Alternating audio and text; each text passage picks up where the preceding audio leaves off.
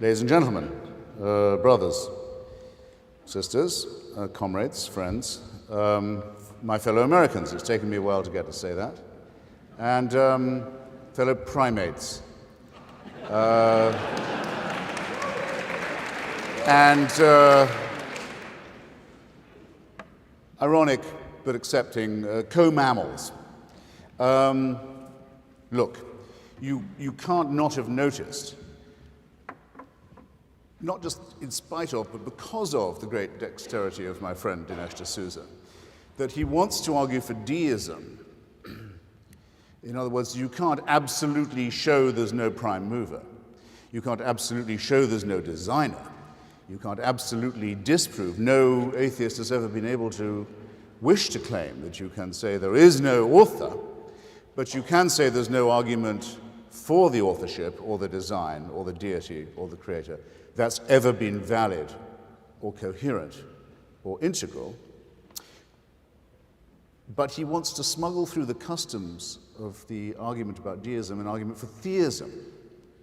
If he could prove there was an author, a prime mover, a deity, a creator, which he can't do, and no such person on his side, even as clever as he, or cleverer, has ever been able to do, all his main work as a Christian would still be ahead of him, because he would still have to be able to show that this author knew that you and I were here tonight, that they minded with whom we went to bed and in what position, that they minded what we ate, that they minded how we circumcised our children, in what manner genital mutilation was done by us, that they cared. Now, there's a huge difference between the concept of an authorship of the cosmos and the universe and the idea of an intervening, caring, utterly supervising, knowing, and some say loving, though they have a lot to prove at that point, deity.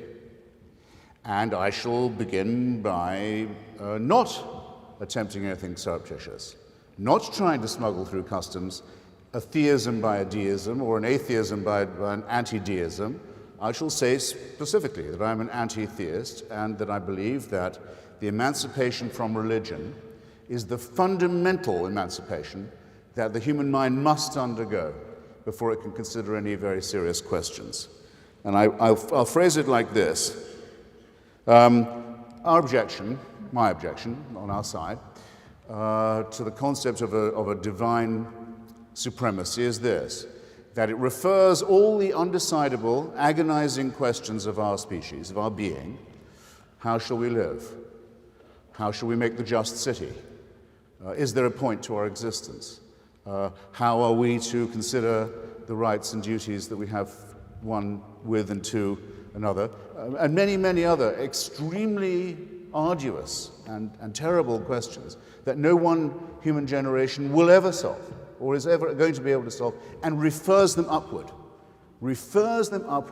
to a totalitarian, absolutist, unanswerable monarch, and says, only this tyrant can decide. And without him, we would have no knowledge of ethics or morality or realism or any of these questions. It is the beginning of servility.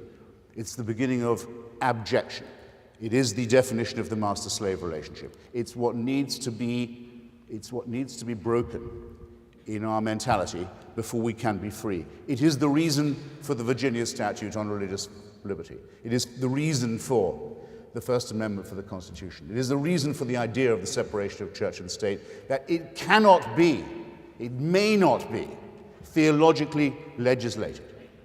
The manner in which we discuss philosophy, morals, ethics, and all the other great questions that will always agitate us, and to which there is, it can be fairly said, no end. If I make no other point this evening, if I leave nothing else in your mind, I'll be grateful if you've listened just that far.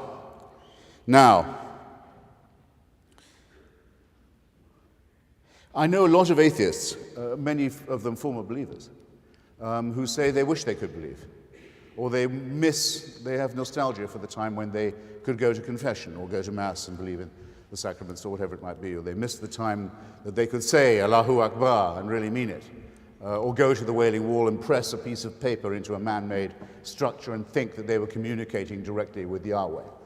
They stop being able to believe it. They wish they still could. I say, why do you miss it? Why do you want to be a slave? Why do you want to be a serf? Why do you want Big Brother to be in charge? Do you wish it to be true that there is someone who has you under permanent, round-the-clock supervision and surveillance, who knows what you think even when you are asleep, who can convict you, I borrow again from the Big Brother analogy, of thought crime, and who can condemn you forever to eternal penalty and torture if you make the smallest mistake, who creates you sick, who makes you a sinner, who says you are originally wicked, and then orders you to be well and to recover on penalty of torture. What is this but the most horrific sadomasochistic prostration of the human personality before the most interstellar coldness of authority and tyranny? Why does anyone wish this was true? To emancipate oneself from this, it seems to me, is the beginning of the long story of human liberation. And from very early days, from Democritus, from Lucretius, from Epicurus, all the way through to Spinoza, to Einstein, to our own day, that's been the real struggle. The right to look the churches and the priests and the godheads in the eye and say, I don't believe it. I don't believe a word of it, and you can't make me. It's the beginning of civilization, as well as the beginning of liberation. Today's news from North Korea cheered me up very much. I hope he's dying. And I hope it takes him a long time. And I hope it's agony and shame and misery and pain for him. I've been in North Korea. I've actually been in all the axis of evil countries. I used to wonder when I was a child, what's it like? When they told me, here's what hell is like, I could see what hell would be like. Eternal punishment for things I'd never done. I could get that point all right. But eternal praise for an eternal leader that goes on forever, always thanking him, always groveling to him, always sprawling in front of him. I thought, sounds like hell to me. But I couldn't picture it. I've been in North Korea, I can picture it. The sprawling, the abject groveling of a whole people in front of a godhead. Remember, when Mr. Bush writes to Kim Jong-il, he calls him Mr. Chairman, not Mr. President. Why not? Kim Jong-il isn't the president of North Korea. Who is president? His late father is the president. His father has been dead for 15 years. North Korea is a necrocracy. It's a thanatocracy. It's a mausolocracy. Its current leader is considered the reincarnation of his father. It's one short of a trinity. It's a totally worshipful state with a god, and it's the most horrible tyranny on the face of the earth, possibly ever on the face of the earth. And I've been there, and I've never been so happy to leave anywhere in my entire life, which North Koreans can't do. They can't. They can't get out of it. They're locked in that jail, and that godly jail forever. But at least, is this being filmed? Recorded? Never mind. At least you can die and get out of North Korea. Monotheism doesn't allow you that. When you die, according to Judaism, of which Christianity is a plagiarism, and to Islam, which is a plagiarism of Judaism, an ignorant plagiarism of Judaism and Christianity, that's when the fun really begins. That's when the tyranny really starts. That's when you find out who's boss. Who wants this to be true? Who thinks that this kind of servile, abject, groveling, fearful life, the preparation for an eternity of misery and shame, is worth having, is worth defending, is worth speaking up for? Who isn't delighted to find that the answer to all Dinesh's questions, rhetorical and otherwise, this evening, sweetly put as they were, to all of them is no. No, Dinesh, no. There is no reason to think that what physicists call the Big Bang, now call the Big Bang, requires a supernatural explanation. You can't find a physicist who thinks that theory doesn't work without a supernatural one. They may say it works with, but there's no one who will say it wouldn't work if you don't make that assumption. There is no biologist, there is no geologist who won't say the same about the evolution of our globe, the layers all the way back to the Cambrian and Devonian, that requires a supernatural explanation. None of it requires that. The 30 study of seconds. amino acids, sorry? 30 seconds. 30 seconds. Will I need all those? The study of proteins and amino acids and our own interior biology requires it. It doesn't. As Laplace, the greatest of all physicists, said when he produced the first working model of the universe, asked by another arrogant, self-crowned, worship-demanding emperor, Bonaparte, there seems to be no God in your model. Laplace says, well, sir, Your Majesty, it works without that assumption. Yes, it does, and so must we, if we are to claim the liberty that is our birthright. Thank you.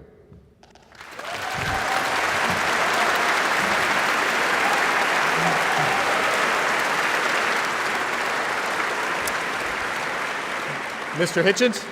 Mr. Hitchens, 5 minutes.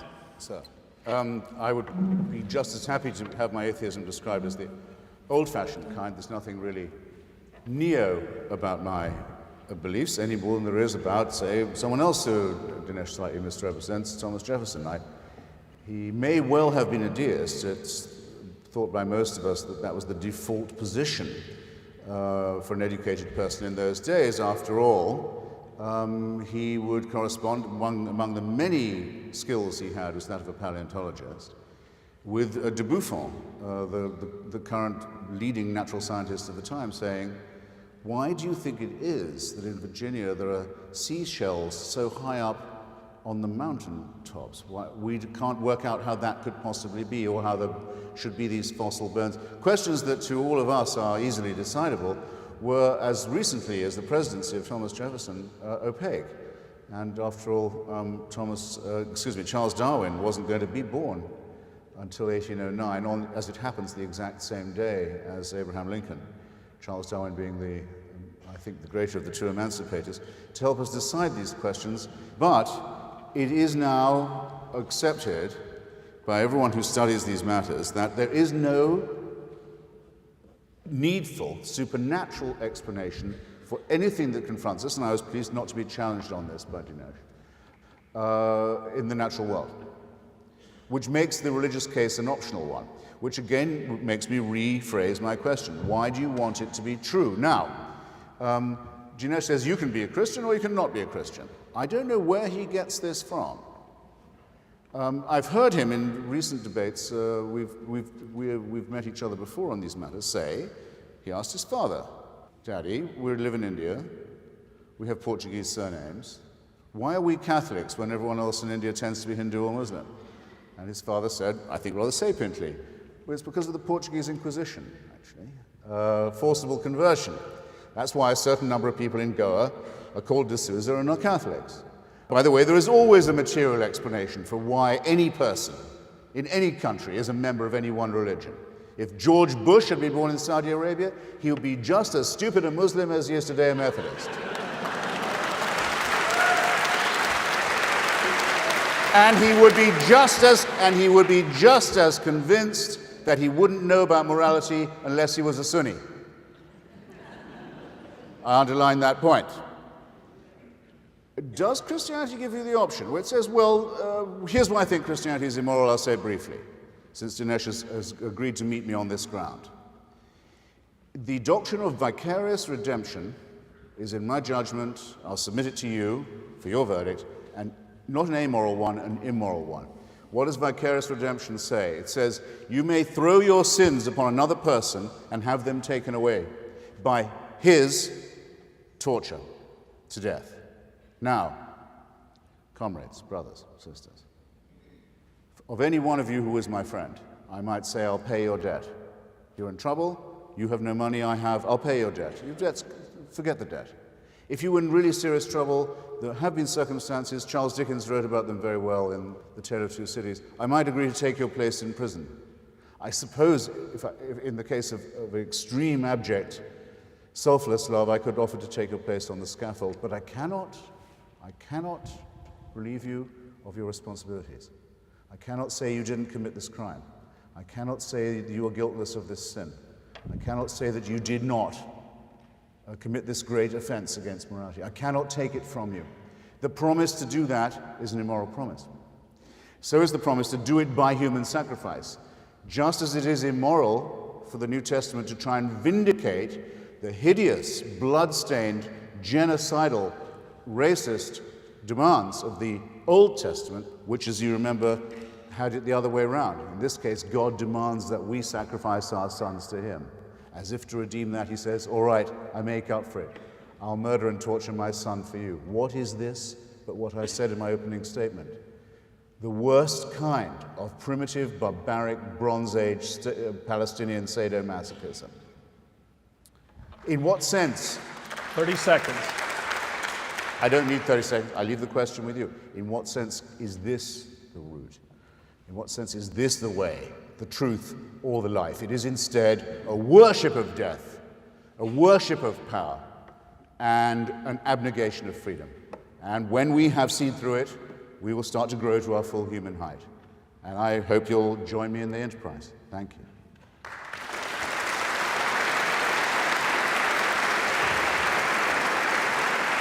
I know you guys can't relate when I say there is a particular almost visceral pleasure in watching Christopher Hitchens take a stage, man. So I was repeating or revisiting his opening monologue from a debate that he had with Dinesh D'Souza, and it's a breathtaking masterpiece, man, as always. While other debaters might build a careful point-by-point case, Hitchens does something different. He began by framing the entire conflict on his own terms, man, establishing the stakes not as a theological disagreement, but as a battle between two incompatible visions of human dignity and freedom. He doesn't start with a polite concession. Instead, he leads with a direct and provocative challenge to the very foundation of his opponent's worldview. You can almost feel the atmosphere in the room shift as he refuses to grant any unearned respect to religious doctrine. He starts by declaring that religious claims are cruel and totalitarian in nature because they demand submission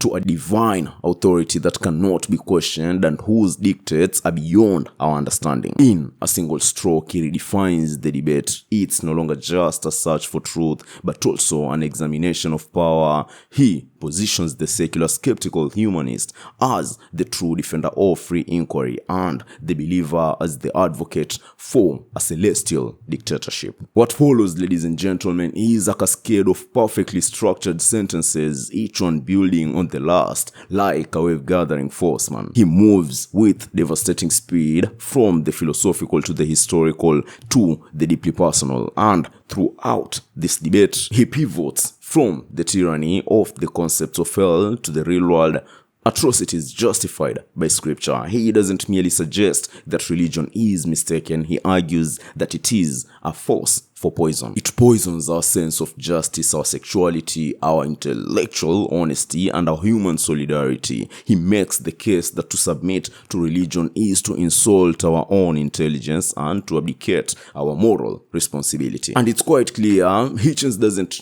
just want to win the debate, he wants to issue a subpoena against the divine. He puts God in the dock and charges him with crimes against humanity, basically. The genocide of the flood, the demand for Abraham's son, the doctrine of eternal torment. These are not theological puzzles to be solved, but indictments to be read. And he forces the audience to look directly at the most morally repugnant aspects of their holy books and dares them to justify it. He removes the protective layer of ritual and tradition and asks the simple, devastating question, man, is this good? Is this just or justified? And I mean, you have to love him, man. I certainly do. Watching this was more than just an intellectual exercise. It was a moral and aesthetic experience as well. The combination of his unwavering conviction, his blistering wit, and his command for language is a performance of sheer cognitive force. And I can't wait to cover as much as I can from the gentleman. May he rest in eternal peace. So thank you, ladies and gentlemen, for joining me today for today's masterpiece. I really hope that you'll join me the day after tomorrow for the next video, which I believe will be on Lawrence Krauss, I think. Anyway, thank you, ladies and gentlemen. I really hope, as I said, as you've loved it, and please hug your loved ones, tell them, remind them that you love them, man. Love you all. Peace.